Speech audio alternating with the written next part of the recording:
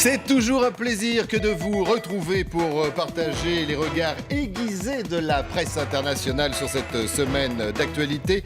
À commencer par Monsieur Philippe Turle, bonjour. Bonjour Christophe. Autre participant à cette émission, Monsieur Mustapha Tossa, bonjour Mustapha. Bonjour Christophe. Regard aiguisé, disais-je, celui de Vibeke Knuprachtine, bonjour Vibeke. Bonjour Christophe. Et l'ami fidèle, le regard de Monsieur Eric Scholl, bonjour Eric. Bonjour Christophe. On va commencer par ce qui devrait être le déjeuner le plus célèbre de ces dernières années. En tout cas, un déjeuner qui a bien du mal à passer, qui reste même sur l'estomac de certains. Cuba, révélation, un déjeuner qui embarrasse même la classe politique jusque dans les rangs de l'Assemblée nationale. Écoutez. Monsieur le Premier ministre, Monsieur Jouyet a commis une véritable forfaiture.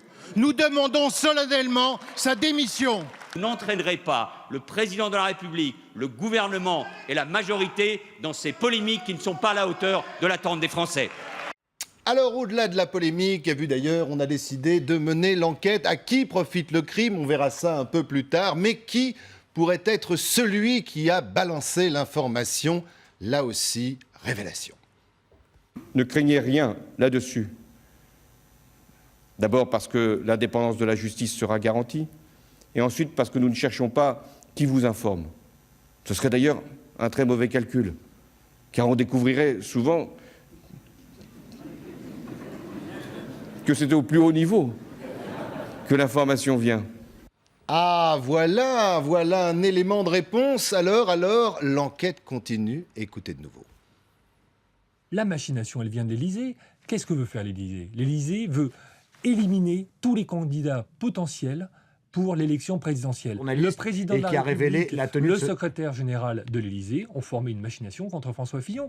À cela, je dis oui, bien sûr, comme ils l'ont fait à l'égard de Nicolas Sarkozy. À cela, je dis oui, et comme peut-être qu'ils le feront un jour à l'égard d'Alain Juppé. Alors Eric, cette machination, le rôle de l'Élysée, qui et surtout à qui profite le crime? Je crois qu'il y a deux questions. C'est qui a payé l'addition du déjeuner? Déjà, si on sait qui a payé l'addition, on saura peut-être d'où vient la forfaiture, comme disait Christian Jacob. Et ensuite, c'est qui va payer l'addition politiquement. Et politiquement, eh bien, malheureusement, j'ai l'impression que tout le monde va payer l'addition. Il y a évidemment Jouyet, parce qu'il s'est fait tout le monde, enfin voilà, maladresse, gaffe, plus que ça. Mais Fillon, François Fillon, on ne saura jamais ce qui s'est dit pendant le déjeuner du mois de juin avec les trois protagonistes, donc Fillon, Jouyet et l'ancien directeur de cabinet de François Fillon. Mais ce qu'on sait, c'est ce qui s'est passé au mois de septembre. Et là, on sait qu'il y a eu depuis un mensonge de Jean-Pierre Jouyet. Maintenant, ce qu'on sait, c'est que du point de vue de l'addition à payer, tout le monde va payer. Sauf peut-être Marine Le Pen. C'est-à-dire qu'on a depuis 10 jours, on abreuve une machine de rumeurs et finalement de détestation de la politique. Et en plus, ce n'est pas la seule, puisqu'on a beaucoup d'autres sujets qui font détester les politiques. Et c'est ça que la seule chose à retenir de cette histoire-là, c'est ça qu'on voit. Est-ce que ça méritait d'avoir autant d'importance dans la presse, d'être aussi débattu, de faire la une de journaux? Bon, je ne suis pas sûr. Ce que je vois, ça va être le résultat, et le résultat est dramatique en tout cas pour le lien qui peut exister entre les Français et la politique. Alors justement, c'est intéressant le regard de la presse internationale. Est-ce que ça méritait autant?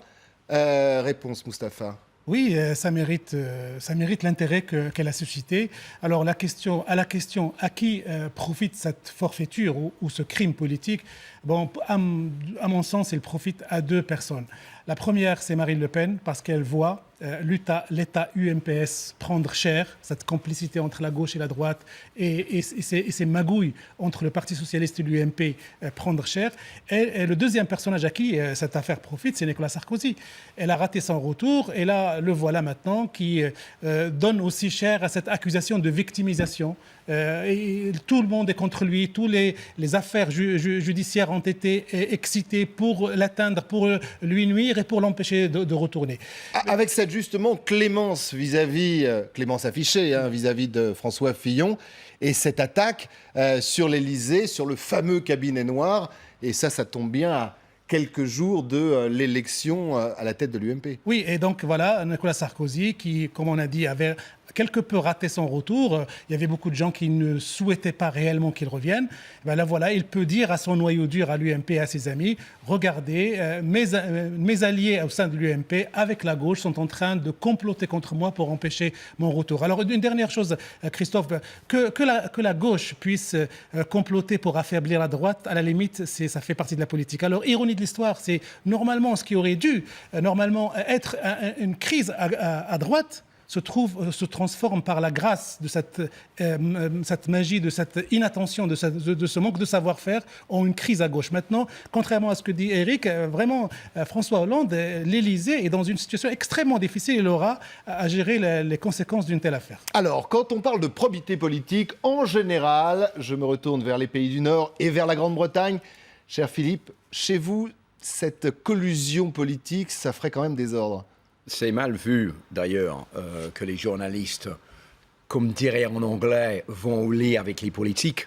Donc, il y a quand même une barrière qui s'érige, normalement, entre le travail d'un journaliste et le travail d'un politique. Surtout quand les journalistes en question balancent leurs sources. Oui, alors, c'est vrai que ça me trouble un petit peu. J'ai lu pas mal de critiques dans la presse cette semaine vis-à-vis de ces deux journalistes. Je ne critiquerai pas, évidemment, les confrères sur ce qu'ils ont fait, mais c'est vrai que le gros problème dans ce dossier, c'est qu'on ne va jamais savoir, on ne va jamais connaître la vérité, parce que c'est une personne qui dit une chose et une autre personne qui dit une autre. On n'a pas de preuves concrètes. Tout ce qu'on a, c'est un enregistrement de quelqu'un qui raconte ce qui s'est passé pendant un déjeuner. On n'a pas l'enregistrement du déjeuner. Et on verra d'ailleurs sur cet enregistrement entre Jouyet et les journalistes, et peut-être une quatrième personne, si la justice autorise la diffusion de l'intégralité de cet enregistrement. Mais ça ne veut pas dire que la personne, en l'occurrence Jean-Pierre Jouyet, est en train de raconter la vérité. On ne sait pas. Donc, de toute manière, à la fin de la journée, tout le monde en prend pour sa grade. Je suis d'accord que Nicolas Sarkozy et Marine Le Pen, c'est eux qui en sortent le mieux. Je pense que Marine Le Pen un peu mieux que Nicolas Sarkozy, pour la simple raison que l'objet de cette discussion, à savoir l'amende que Nicolas Sarkozy a fait payer à l'UMP et qu'il aurait dû payer lui-même pour le dépassement des frais de campagne, reste au-dessus de sa tête comme une clé de Damoclès. C'est bien ça, hein? Une épée de Damoclès. Voilà, une épée. Et il aura à répondre devant la justice, probablement. Donc Marine Le Pen, évidemment, elle se frotte les mains. C'est exactement ce qu'il lui fallait pour booster un petit peu son standing. Donc à la fin de la journée, personne ne sait rien. Et on n'est pas plus au courant aujourd'hui qu'on était il y a 8 jours. Alors, c'est extraordinaire parce que chacun, jusqu'à présent, vous avez parlé de Marine Le Pen. Je vous propose de l'écouter, Evie Becqueux, vous allez réagir juste derrière. Les 3 M, hein. Magouille, manœuvre, mensonge. Cette affaire se symbolise dans la personne de M. Jouyet. Qui est M. Jouyet? M. Jouyet est le secrétaire général de l'Élysée sous un gouvernement socialiste, mais il était hier un sous-ministre dans le gouvernement Sarkozy. Evie Becqueux. Non, effectivement, ça l'arrange et ça lui permet de dire ce qu'elle pense depuis longtemps et cette fois s'appuyer un peu sur les faits. Mais moi, j'ai envie de dire que cette affaire m'attriste.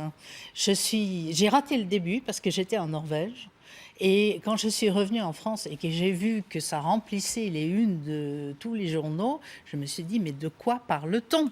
D'abord, pour revenir sur ce qu'on disait tout à l'heure, à qui profite le crime, moi j'aimerais d'abord savoir si vraiment il y a eu crime. Parce que est-ce que c'est un crime d'abord que 2 hommes politiques de bords différents déjeunent ensemble? Mais amis.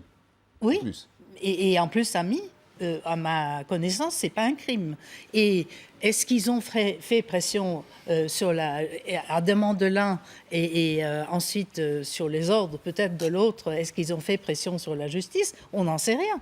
Donc, ça, ce sera un crime. Mais Evie Becqueux, ça serait un crime. Je suis tout à fait d'accord avec vous. Mais simplement, moi, quand je déjeune avec des amis, je n'ai pas très envie que ma conversation soit ensuite racontée in extenso 3 mois plus tard à des journalistes et qui vont le mettre ensuite en une de presse. Donc c'est ça tout le sujet. C'est qu'il y a d'un côté un déjeuner entre amis, entre gens qui se respectent, qui se connaissent, qui ont travaillé ensemble au sein d'un propre gouvernement. Et tout ça doit rester dans le...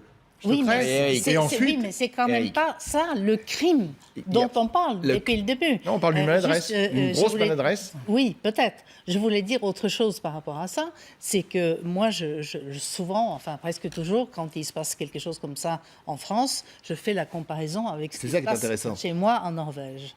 Eh bien, je viens d'apprendre la semaine dernière que quand il y a une décision importante à prendre par le gouvernement, eh bien, très souvent, le gouvernement concerte l'opposition et dit on va décider ça et ne nous tuez pas tout de suite. D'ailleurs, vous verrez que c'est assez juste. Mais Vibeke, quand il s'agit peut-être d'une concertation- décision politique importante, quand il s'agit d'une affaire judiciaire et de faire accélérer cette affaire judiciaire sur un futur possible candidat à l'élection présidentielle de la part d'un homme qui est quand même un pilier de l'Élysée, le plus proche collaborateur de François Hollande. D'accord, mais ce que je voulais dire, c'est quand même un autre système, une autre façon de vivre la vie politique qui me paraît beaucoup plus saine que ce que l'on voit ici, surtout avec cet exemple de mensonge, de demi-mensonge, qu'est-ce qu'il a dit, qu'est-ce qu'il n'a pas dit, etc.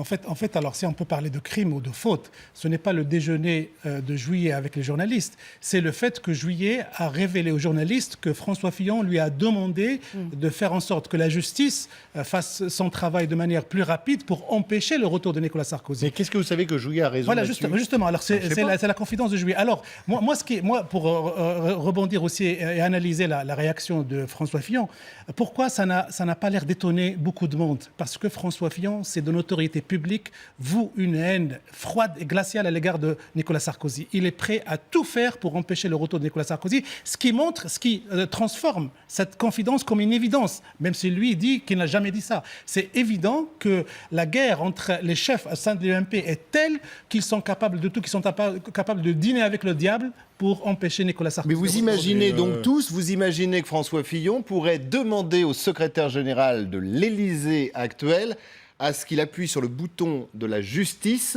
pour planter, on va dire ça comme ça, Nicolas Sarkozy dans son éventuel retour. C'est compliqué, en tout cas c'est malsain. C'est malsain, et tout ça malheureusement, en ce qui concerne ces efforts maintenant pour porter plainte contre les journalistes et Jean-Pierre Jouyet, ça vient un peu tard. Là, pour répondre à la question de est-ce qu'il y a eu crime, je pense que il y a eu deux choses qui ont été fautives. D'abord, la première, c'est que si François Fillon a dit ce qu'on lui dit qu'il a dit à Jean-Pierre Jouyet, il aurait dû faire attention parce que on le savait avant que Jean-Pierre Jouyet avait la langue facile. C'est lui quand même qui a annoncé la nomination de Hérault en tant que Premier ministre avant tout le monde. Donc on savait que c'est quelqu'un qui aime les journalistes, qui est très bavard, qui aime raconter des choses. Donc François Fillon, s'il connaît Jean-Pierre Jouyet, il le sait. Donc il aurait dû faire attention et il aurait dû lui demander de ne rien dire. Donc ça c'est un premier point. Et deuxièmement, les journalistes dans tout cela, ils auraient dû peut-être ne pas voir donner leurs sources. Encore. Ça, c'est une évidence. C'est même le b.a.-ba, surtout que leur avocat... Ça embarrasse beaucoup Jean-Pierre Jouyet. Mais je reviens à la chose, je dis, mais pourquoi Jean-Pierre Jouyet, est-ce qu'il aurait menti? Pourquoi est-ce qu'il aurait menti pour dire ça aux journalistes? Et surtout que l'avocat de ces... L'avocat de ces... Il aurait pu, effectivement. L'avocat de ces journalistes, d'ailleurs, met en préalable de la non-diffusion devant la justice de l'enregistrement le fait qu'il faut protéger les sources. Or, les sources, elles sont connues de la part de ses clients.